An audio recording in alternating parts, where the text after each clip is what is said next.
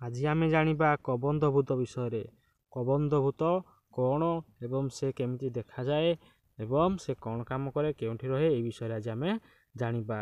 ତାହେଲେ କବନ୍ଧଭୂତ କ'ଣ କରେ ନା, କବନ୍ଧଭୂତଟି ଠିକ୍ ଦେଖିବା ପାଇଁ ଆପଣମାନେ ସ୍କ୍ରିନ୍ରେ ତାକୁ ଦେଖିପାରୁଥିବେ। କବନ୍ଧଭୂତକୁ ସେ ଠିକ୍ ଦେଖିବା ପାଇଁ ଏଇଭଳି କବନ୍ଧଭୂତର ରୂପ।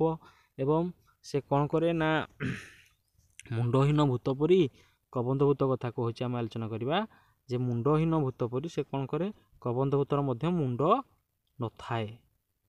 ବୁଝିପାରିଲେ କ'ଣ ହୁଏ ନା ମୁଣ୍ଡହୀନ ଭୂତ ପରି କବନ୍ଧଭୂତର ମଧ୍ୟ ମୁଣ୍ଡ ନଥାଏ। ଆଉ ସେ କ'ଣ କରେ, କିନ୍ତୁ ତଥାପି ଦୁଇ ଭୂତ ମଧ୍ୟରେ ଏକ ବହୁତ ବଡ଼ ପାର୍ଥକ୍ୟ ଅଛି।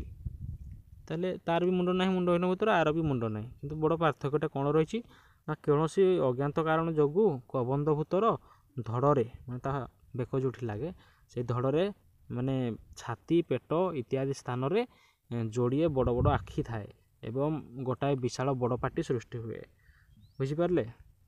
ଯେମିତି ଆପଣମାନେ ଚିତ୍ରରେ ଦେଖିପାରୁଥିବେ ସେ କ'ଣ ହେଇଛି ନା ଛାତି, ପେଟ ଆଉ ଇତ୍ୟାଦିରେ ବଡ଼ ବଡ଼ ଆଖି ରହିଛି ଏବଂ ଗୋଟାଏ ବିଶାଳ ବଡ଼ ପାଟି ସୃଷ୍ଟି ହେଇଛି। ଆପଣମାନେ ଦେଖିପାରୁଥିବେ ବଡ଼ ପାଟିରେ ତାର ଅଛି, ଏଇଠି ତାର ଗୋଟେ ବଡ଼ ପାଟି ଅଛି। ତାହେଲେ ଯାହା ଯୋଗୁଁ ଧଡ଼ଟି ଦେଖିବାକୁ ଏକ ବିଶାଳ ମୁଣ୍ଡ ପରି ଲାଗେ। ଏଇ ଧଡ଼ଟି ତାର ଦେଖିବା ପାଇଁ ଗୋଟେ ମୁଣ୍ଡ ଭଳିଆ ଲାଗେ। ବୁଝିପାରିଲେ? ତାହେଲେ ଏବଂ ମନେ ହୁଏ ଯେମିତି ମୁଣ୍ଡରୁ ହିଁ ଯୋଡ଼ାଏ ହାତ ଆଉ ଯୋଡ଼ାଏ ଗୋଡ଼ ବାହାରିଛି। ତାହେଲେ ଏମିତି ଲାଗେ ଆମକୁ ଯେ ସେ ଯେମିତି ମୁଣ୍ଡରୁ ତାର ଯୋଡ଼ାଏ ହାତ ବାହାରିଛି, ଯୋଡ଼ାଏ ଗୋଡ଼ ବାହାରିଛି।